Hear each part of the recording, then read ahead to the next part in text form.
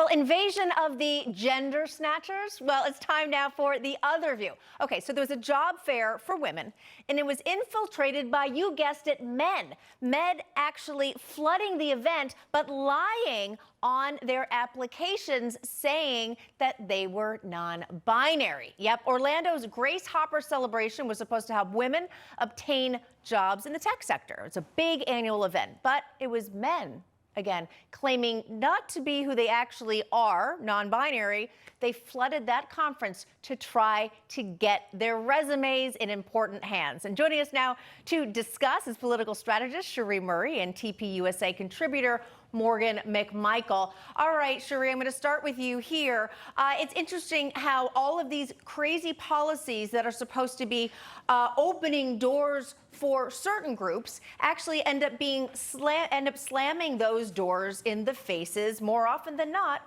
of women. Well, it's just a shame that we have men infiltrating women's sports. Now they're taking over. Well, they're actually taking over in the tech space, and we do need more women in the tech space. As someone who has a degree in microcomputer business systems, I support women in tech, and I encourage more women to participate in the process. So it's just a shame to see that men would disguise themselves as women, or not men, but going as women. Who can tell these days? But I think there's only two genders, a male and a female, and these type of things just bring confusion to all of us as we move forward. Yeah, Morgan, this one's interesting because this isn't actually, trans men showing up and competing in sports, but this is basically straight men who claimed on their application to get credentials to go to the event, claiming to be non-binary, but instead they're just straight men. So it's interesting how everything kind of spins around on this crazy merry-go-round and still ends up marginalizing women.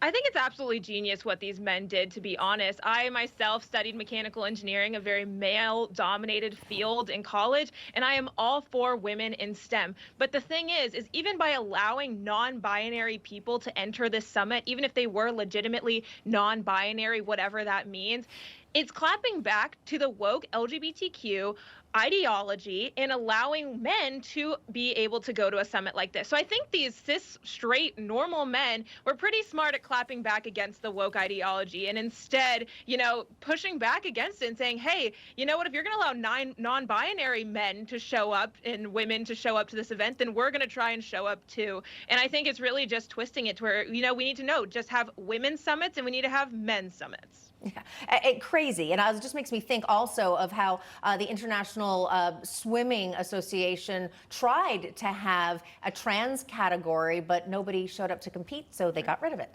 All right, moving on to this. Cherie, it seems like you can't have a conversation about gender identity without talking about a name that I think a lot of people would like to go away, but here we are talking about it anyway. That would be Dylan Mulvaney. Well, the trans social media influencer, remember the Bud Light gal, now demanding that companies commit to LGBTQ partners and stand up to bigots. Well, this is just, I can count on like two hands the number of trans creatives that get brand partnerships even. And so I want to find the ways to see if there's a world where we can have profit, but we can also choose people. And I think choosing people will always be economical. Choosing people will always be economical. I kind of lost out on that. But Cherie, do you think Mulvaney's comments will make companies want to partner up with people like him, especially in the wake of the whole Bud Light backlash? We've heard about the Dove soap backlash. It just keeps going.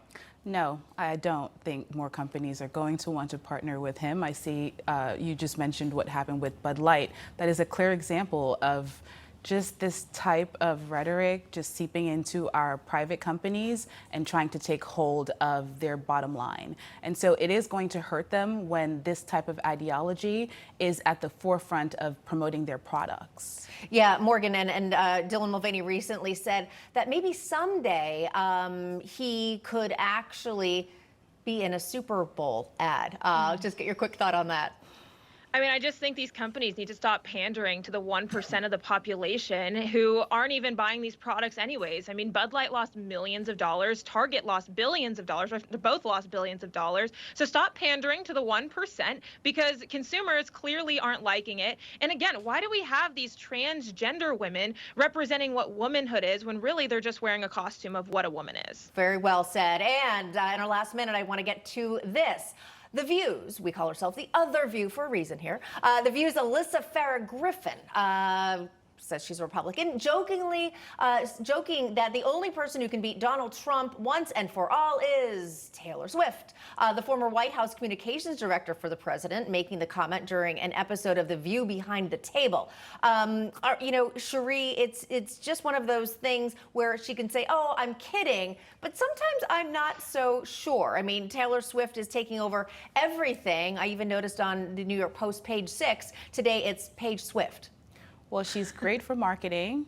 She's great for certain causes, and I really do applaud her for telling all of the Swiftie fans to go out and register to vote. That's a good thing. So, she is good for entertainment. She's good for the NFL right now, but I would just keep her out of politics for this one. And I wouldn't be surprised if she stays out of politics. Morgan, final word for you. I mean, I myself am a Swiftie. I listen to Taylor Swift's music, and I will say the 35,000 members of Gen Z that she got to register to vote, first-time voters, is huge. There is nobody else that can get that many people to register to vote in a single day. So if she can continue to push people to vote, even if they may be a little bit more liberal, it is their civil right to get out and vote. So I encourage everybody to do that. I don't think that she could beat out President Trump, and I don't think she could even win in a general or a primary. And she'll always say her political opinions. We know that she endorsed Joe Biden back in 2020. So it's really not surprising. And I just, am glad that she's encouraging people to vote. Yep. All right. Morgan and Cherie, thanks so much for being on The Other View. And again, I think of Taylor Swift and I think, look what you made me do.